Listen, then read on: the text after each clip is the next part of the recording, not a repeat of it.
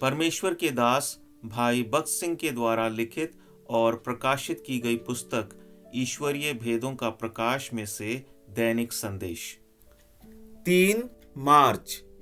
और तुम जो पुत्र हो, इसलिए परमेश्वर ने अपने पुत्र के आत्मा को, जो हे अब्बा हे पिता कहकर पुकारता है, हमारे हृदय में भेजा है। इसलिए तू अब दास नहीं परंतु पुत्र है, और जब पुत्र हुआ तो परमेश्वर के द्वारा वारिस भी हुआ। गलातियों की पत्री उसका 4 अध्याय और 6 और 7वां वचन। हम किसी भी समय परमेश्वर को पुकार सकते हैं।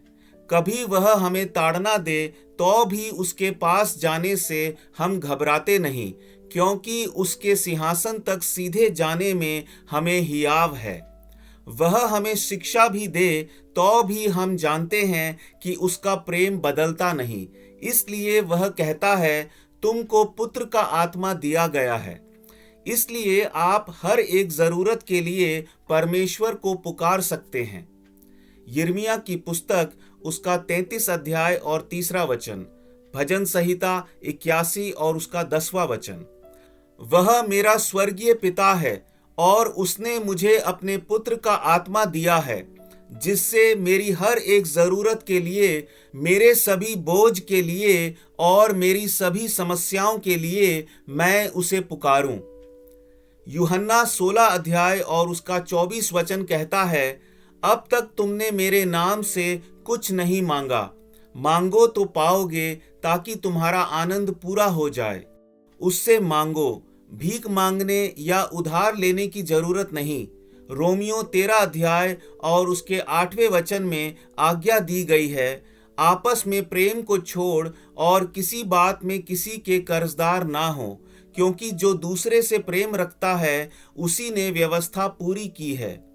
अधिकांश विश्वासी घर की चीज वस्तु खरीदने के लिए पैसे उधार लेते हैं। वे किश्तों में घर खरीदते हैं और कई प्रकार का सामान किश्तों में खरीदते हैं। सभी चीजें पैसे उधार में लेकर खरीदते हैं। ये सब पवित्र शास्त्र के विरुद्ध है। अपना उधार चुका दें।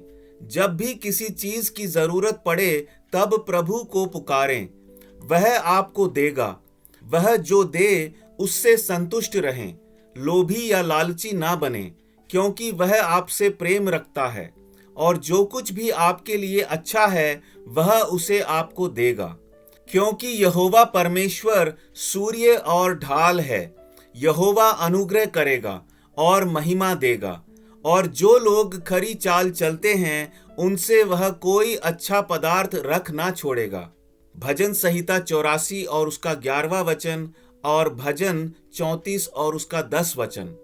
जवान सिंहों को तो घटी होती और वे भूखे भी रह जाते हैं, परंतु यहोवा के खोजियों को किसी भली वस्तु की घटी ना होगी। परमेश्वर पर भरोसा रखें और वह अवश्य ही आपकी जरूरतों को पूरा करेगा।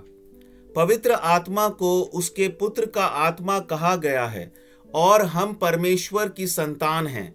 हम उसके हैं और हमारी सभी जरूरतों को उसे ही पूरा करना चाहिए।